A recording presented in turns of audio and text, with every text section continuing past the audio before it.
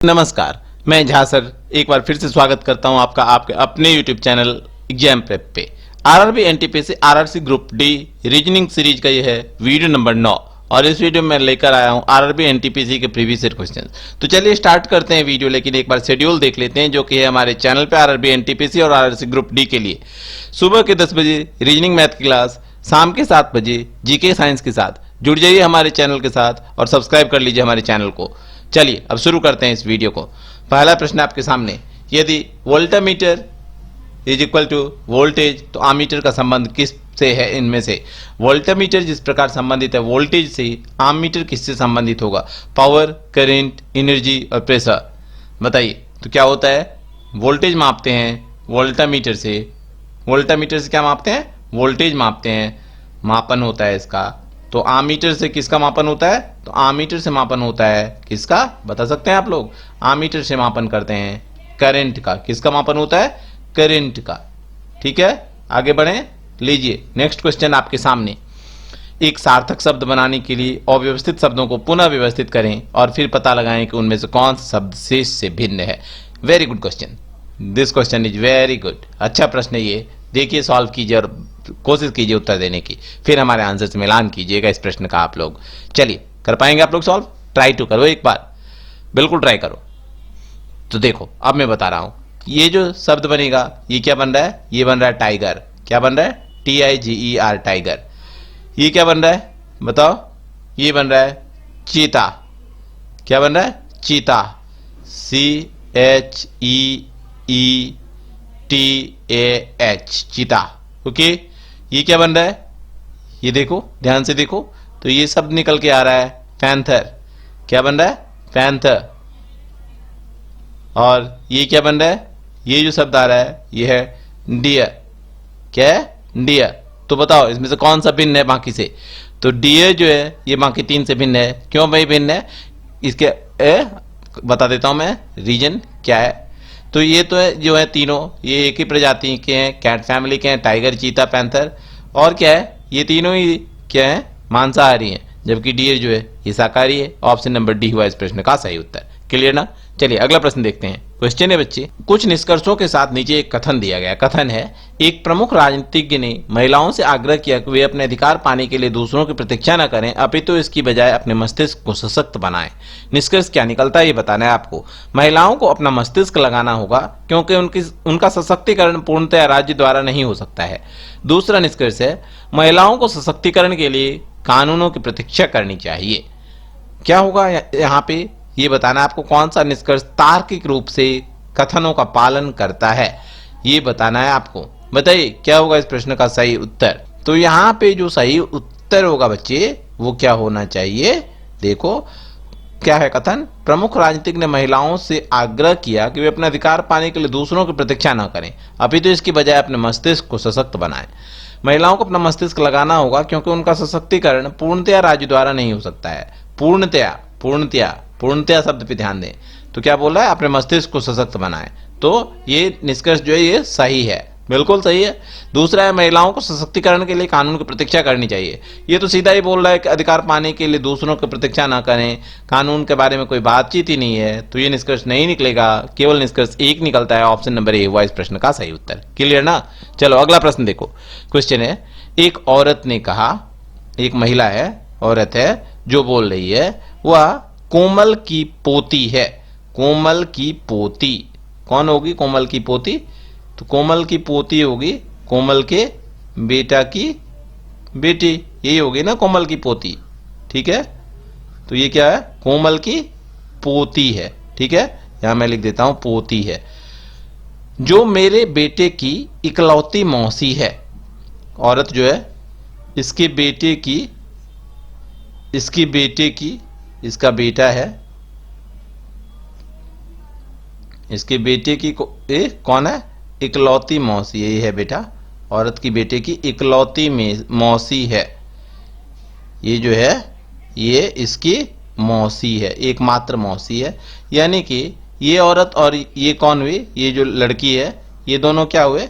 ये दोनों बहन हो गई। ये दोनों आपस में बहनें हुई। ठीक है, बहन हुई ना, तभी तो इसकी मौसी ये हुई। ठीक है, कोमल का उस औरत से क्या संबंध है?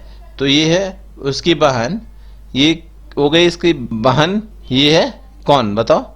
तो देखो ये जो है इसकी बेटी ये हुई, यानी कि ये है इसकी पोती, तो ये इसकी भी तो, ये भी तो इसकी पोती ही होगी ना। ये दोनों क्या हो गए, ये दोनों आपस में क्या हो गए, ये दोनों है बहन, और कोमल हो गई इसकी, कौन हुई कोमल, औरत की कोमल कौन हुई, तो कोमल जो हुई वो औरत की दादी हुई।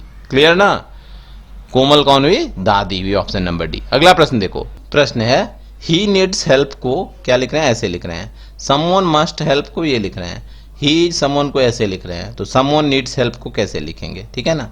समवन नीड्स हेल्प, तो ही रहा ये, और कहाँ पे है ही, देखो ही, इस दोनों में ही है, तो इसको क्या लिख रहे हैं, पे आव से, यहाँ पे आव FIEM, तो आव जो हो गया ये किसके लिए आ गया, आव हो गया ही का कोड, ठीक है, आव हो गया ही का कोड, यहां से आव को हटा दो, तो बचा क्या, पे और से, पे से, ये दोनों है नीड्स और हेल्प के कोड, ठीक है ना, नीड्स और हेल्प के, इसमें भी देख लो हेल्प यहाँ पे है और इसमें नीड्स हेल्प है, तो हेल्प का कोड क्या हो जाएगा, यहाँ पे आ रहा है, तो ये हो गया तुम्हारा हेल्प का कोड, ये हो गया नीड्स का कोड। अब हमको किसका निकालना है, हमें निकालना है समवन का कोड, ठीक है ना, समवन, देखो ही इज समवन, और इसमें भी समवन है, इसमें भी समवन है, इसमें भी समवन है, तो समवन, इसमें यहाँ पे क्या है इसका कोड, वो PM, इसका क्या है, आव फी एम, तो M जो हो गया ये किसके लिए आ जाएगा, ये आ जाएगा समवन के लिए। हमारा उत्तर क्या हो जाएगा, देखो इस तीनों कोड कौन से में आया हुआ है, पे से M, देखो पे से M, ये तो नहीं हुआ, पे M से, ये जो हो गया ऑप्शन नंबर सी, ये हो गया हमारा सही उत्तर। क्लियर ना, चलो आगे देखते हैं। क्वेश्चन है निम्नलिखित में से फिजिकल मेंटल के समान युग्म का पता लगाएं। जैसा ये दोनों है संबंध, इन दोनों के मध्य जो संबंध है वैसा ही संबंध किस ऑप्शन के शब्दों के मध्य, ये बताना है आपको। Student classroom, common routine, dispute complaint और मुंडेन एक्साइटिंग। तो फिजिकल और मेंटल क्या हुए, ये दोनों एक दूसरे के विपरीत हुए, एंटोनिम्स हुए, विपरीत हुए। इसी प्रकार से मुंडेन और एक्साइटिंग जो है ये भी एक दूसरे के विपरीतार्थक है। Mundane means ordinary, exciting means exciting. Okay, तो हमारा उत्तर हो जाएगा ऑप्शन नंबर डी। क्लियर ना। नेक्स्ट क्वेश्चन इज प्रतीकों के उपयुक्त सेट का चयन करें। यहाँ पे हमको 90 लाना है, यहाँ पे है 27, तो जाहिर सी बात है कि ये 3 से गुना करेंगे तो 81 हो जाएगा, और मैंने आपको पहले ही बता रखा है तो ऐसे जो भी प्रश्न हो तो हम लोग ऑप्शन डी से शुरू करेंगे, डी, सी, बी एंड ए, इस क्रम में चलेंगे। चलिए डी से शुरू करते हैं। 27 गुना 3 जोड़ 19 माइनस 10, तो करो 27 तिया 81 जोड़ 19 माइनस 10, 81 जोड़ 19 100, 100 में से 10 माइनस किया तो कितने बचे, 90। Equation is satisfied. Our answer is option number D. Clear ना। नेक्स्ट क्वेश्चन इज राम ने कहा सीता जो है मेरे परदादा के इकलौते बेटे की इकलौती बहू है।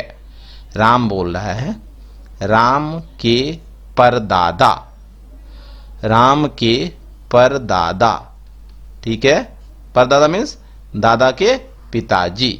ओके, राम के परदादा के इकलौते बेटे, बेटा, बेटा हो गए, की इकलौती बहू, इसकी बहू, तो ये कौन है, ये है इसके, ये हो गए दादा, इकलौता बेटा है परदादा का तो ये हो गया दादा। अब इसकी इकलौती बहू, एकमात्र बहू, इकलौती बहू, यानी कि इसके एक ही बेटा है, एक ही बेटा है। बहू कौन होती है, बेटा की पत्नी, तो इसकी एक, इसका एक बेटा हुआ, तो एक बेटा है, तो ये जो इसका कौन हुआ, ये हुआ इसका पिता, ठीक है, और ये है बहू, ये जो है बहू है, तो एक पिता है, ये बहू है। आगे बोल रहा है सीता जो है, इसका नाम क्या है, सीता है इसका नाम, ठीक है, तो यहाँ पे सीता लिख देता हूं मैं। तो आगे बोल रहा है सीता राम से कैसे संबंधित है, तो ये पिता है, तो ये कौन हो जाएगी, ये जो होगी, ये दोनों हो गए पति पत्नी, तो ये हो गई इसकी माँ। सीता कैसे संबंधित है, सीता माँ है राम की, ऑप्शन नंबर सी। ओके, तो ये थे आरआरबी एनटीपीसी रीजनिंग के पूछे हुए प्रश्न। वीडियो पसंद आया तो लाइक कर देना और शेयर कर देना अपने दोस्तों के साथ। धन्यवाद।